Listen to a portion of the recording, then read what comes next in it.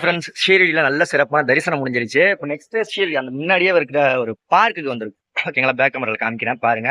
கண்டிப்பா கோயிலுக்கு வந்தீங்க அப்படின்னா இது பாருங்க. எனக்கு பின்னாடி தெரியுதுல, நான் இருங்க காமிக்கிறேன். இதுதான் இந்த வழியா வந்து 7ஆம் நம்பர் கேட் வழியா பொது தரிசனம் வழியா ஃப்ரீ தரிசனம் அதுல போய்க்கலாம். பிளஸ் இங்க பாருங்க,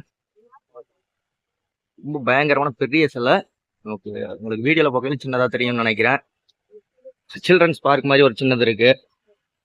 மற்றபடி சூப்பரா இருக்கு. இடம்லாம் எப்படி இருக்குன்னு கமெண்ட்ல சொல்லுங்க. இப்போ நெக்ஸ்ட் vlogல பார்க்கலாம். வாங்க வாங்க. இப்போ நல்லா தெரியுதா? சூப்பரா இருக்குன்னு நினைக்கிறேன்.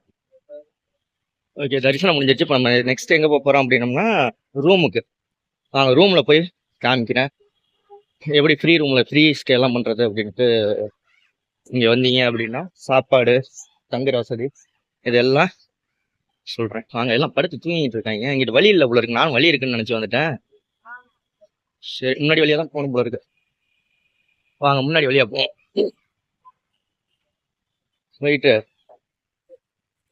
அப்படியே இந்த சாமியெல்லாம் கும்பிட்டு இந்த பிரசாதம் எல்லாம் வாங்கிட்டு வந்தாச்சு. அது ரூம்ல வந்து பிரசாதம் என்னன்னு காமிக்கிறேன்.